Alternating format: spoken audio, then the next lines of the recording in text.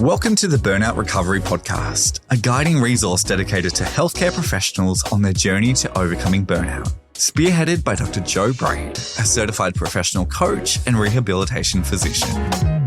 Hello and welcome back to the Burnout Recovery Podcast. Today I'm excited to share with you 5 powerful ABC approaches to burnout recovery. I'm keeping this theme of simplicity, my word of the year, going through my different podcast episodes this January, and I thought this would be a really great strategy for you to take away as we round out January already.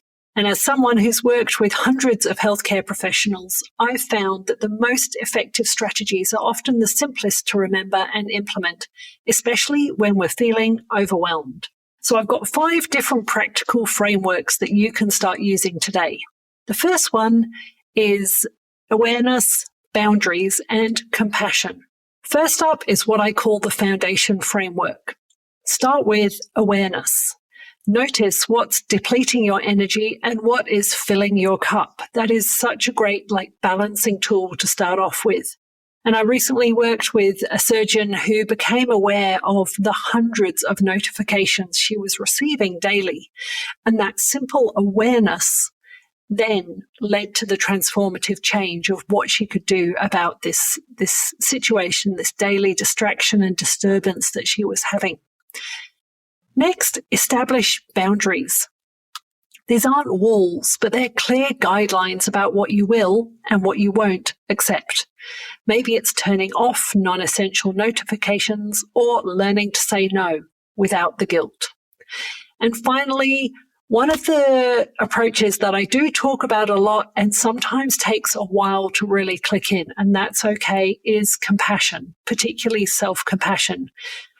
I find my clients are usually very compassionate clinicians and they have a lot of time and care for their patients usually.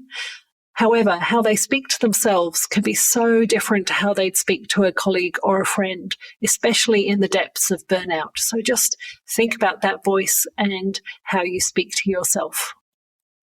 The second framework is acknowledge, breathe, and choose. And this is your in-the-moment toolkit. Acknowledge where you are right now.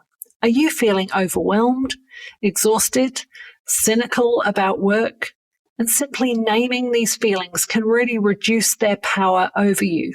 Growing your emotional granularity, we know, is a well-being strategy with an evidence base.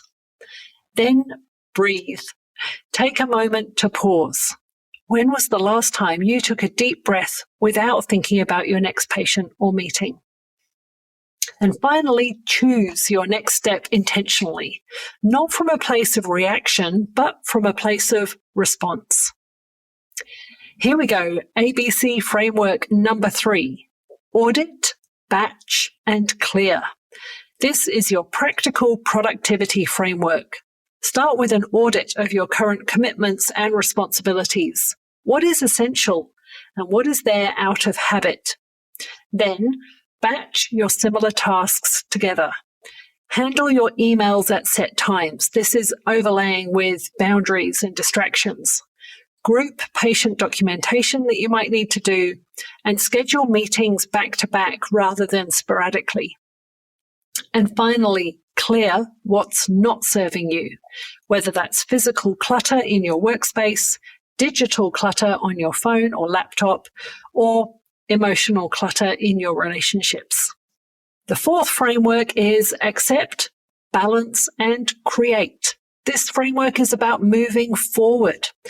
Accept where you are in your burnout recovery journey.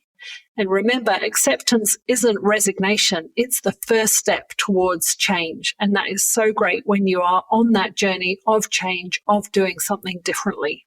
Find balance through your intentional choices. Not perfect equilibrium, but sustainable balance that works for you.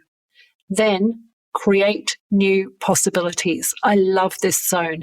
Design your ideal portfolio career, restructure your clinical hours, or develop new ways of working that serve you better. There is so much potential in this part of creating new possibilities.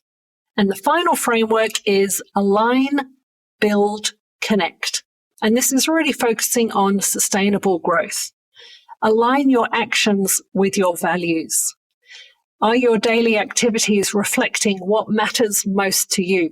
Secondly, build sustainable habits and start small. If you missed last week's episode, it was about the 1% solution, taking small steps that eventually have a big impact. Even a 5-minute morning self-connection practice can transform your day, or going to bed 5 minutes earlier. And finally, connect meaningfully with yourself, your colleagues, and your patients. And meaningful connection doesn't mean compromising boundaries. It means being present and authentic within appropriate limits. So these frameworks, they aren't just theoretical. They are practical tools I've seen work in real settings that I've used in coaching and people have used in their clinical settings as well. You might find yourself using different frameworks on different days, and that's perfectly fine. The key is having these simple, memorable approaches ready when you need them. Remember, burnout recovery isn't linear. Some days you'll need to focus more on acceptance, others on building new habits. What matters is that you have tools you can return to when things get challenging. Now, if you're resonating with any of these frameworks and want to explore how they can work in your specific situation, I invite you to reach out for a discovery call. Together, we can create a tailored approach to your burnout recovery journey. There's a link available for you in the show notes. Rounding out, this is Dr. Jo Braid reminding you that recovery is possible and you don't have to figure it out alone. Until next time, take care of yourself.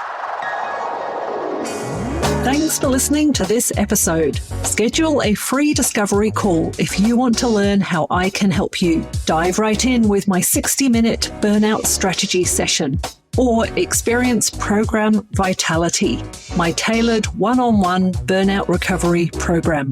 All information is available at drjobraid.com with links in the show notes.